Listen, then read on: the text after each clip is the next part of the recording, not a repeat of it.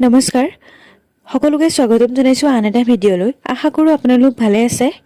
আৰু ভালদৰে প্ৰিপাৰেচন চলাই আছে নিশ্চয় আজি আপোনালোকলৈ আগবঢ়াইছো এটা নতুন ভিডিঅ' আন্তঃৰাষ্ট্ৰীয় ক্ষেত্ৰত পুৰস্কাৰ পোৱা অসমীয়া ছবি আৰু শিল্পীসকলৰ বিষয়ে কেইটামান গুৰুত্বপূৰ্ণ প্ৰশ্ন উত্তৰ ভিডিঅ'টো প্ৰথমৰ পৰা শেষলৈ চাব নিশ্চয়কৈ উপকৃত হ'ব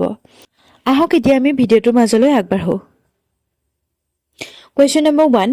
1959 চনত বাৰ্লিন আন্তৰ্জাতিক বোলছবি মহোৎসৱৰ শ্ৰেষ্ঠ অভিনেত্ৰী বঁটা কোনে লাভ কৰিছিল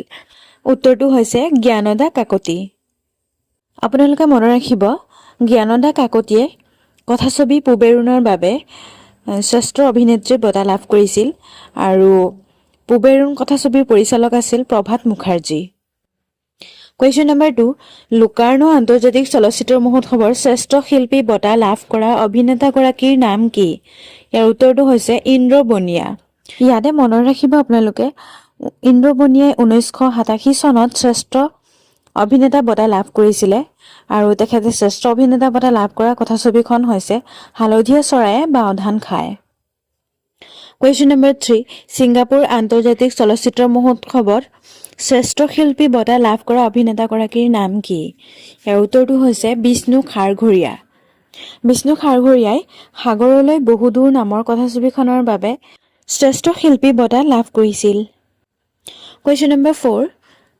ষষ্ঠ ঢাকা আন্তৰ্জাতিক মহোৎসৱত বঁটা লাভ কৰা কথাছবিখনৰ নাম কি উত্তৰটো হৈছে বৈভৱ এই বৈভৱ কথাছবিখনৰ পৰিচালক আছিল মঞ্জু বৰা আৰু বৈভৱ কথাছবিখনে 2000 চনত বঁটা লাভ কৰিছিল আপোনালোকে মনত ৰাখিব এইখিনি কথা Question number 5 অসমৰ প্ৰথম চিনেমা হল কোনটো উত্তৰটো হৈছে তেজপুৰৰ জোনাকী চিত্ৰগৃহ জোনাকী চিত্ৰগৃহটো হৈছে প্ৰথম অসমৰ চিনেমা হল যেটো নেকি তেজপুৰত আছে Question number 6 অসমৰ প্ৰথম চলচ্চিত্ৰ ষ্টুডিঅ কোনটো জ্যোতি চিত্ৰবন জ্যোতি চিত্ৰবনটো হৈছে অসমৰ প্ৰথম চলচ্চিত্ৰ ষ্টুডিঅ বহুতৰে খেলিমেলি লাগে এইখিনিতে যে প্ৰথমটো চিনেমা হল জ্যোতি চিত্ৰবন বুলি ভাবে বহুতে কিন্তু নহয় প্ৰথমটো চিনেমা হল হৈছে জোনাকী চিত্ৰগৃহ আৰু অসমৰ প্ৰথমটো চলচ্চিত্ৰ ষ্টুডিঅ হৈছে জ্যোতি চিত্ৰবন প্ৰতিষ্ঠা কৰা হৈছিল 1968 চনৰ 17 জানুৱাৰীত আৰু জ্যোতি চিত্ৰবন অৱস্থিত গুৱাহাটীত Question number 7 অসমীয়া বোলছবিৰ পিতৃ হিচাপে কাক জনা যায় ইয়াৰ উত্তৰটো হৈছে ৰূপকোঁৱৰ জ্যোতিপ্ৰসাদ আগৰৱালা অসমীয়া বোলছবিৰ পিতৃ হৈছে ৰূপকোঁৱৰ জ্যোতিপ্ৰসাদ আগৰৱালা Question number 8 প্ৰথম অসমীয়া বোলছবি জয়মতীক কিমান চনত নিৰ্মাণ কৰা হৈছিল 1935 চনত নিৰ্মাণ কৰা হৈছিল বোলছবি জয়মতীখন আৰু প্ৰথম অসমীয়া বোলছবি জয়মতীত গদাপানীৰ চৰিত্ৰত অভিনয় কৰিছিল ফুনু বৰুৱাই আৰু জয়মতীৰ চৰিত্ৰত অভিনয় কৰিছিল আইদেউ সন্ধিকৈয়ে এইখিনি কথা আপোনালোকে জানিবলগীয়া এইখিনি মনত ৰাখিব Question number 9 প্ৰথম অসমীয়া ৰঙীন ছবি কোনখন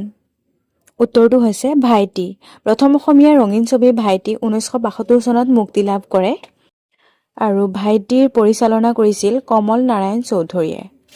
Question number 10 সংগীত নাটক অকাডেমী বঁটা বিজেতা প্ৰথম অসমীয়া শিল্পীগৰাকী কোন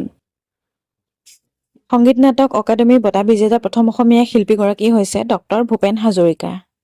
Question number 11 ডক্টৰ ভূপেন হাজৰিকাই শ্ৰেষ্ঠ সংগীত পৰিচালকৰ ৰাষ্ট্ৰীয় বঁটা লাভ কৰা অসমীয়া কথাছবিখনৰ নাম কি উত্তৰটো হৈছে চামেলি মেমচাপ Question number 12 প্ৰথম অসমীয়া শিশু ছবিখনৰ নাম কি উত্তৰটো হৈছে অবুজ বেদনা প্ৰথম অসমীয়া শিশু ছবিখন হৈছে অবুজ বেদনা আৰু অবুজ বেদনা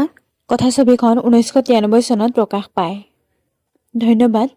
ভিডিঅ'টো লাইক কৰিব কমেন্ট কৰিব আৰু বন্ধুবৰ্গৰ সৈতে শ্বেয়াৰ কৰি দিব আৰু চেনেলটো সাবস্ক্ৰাইব কৰিব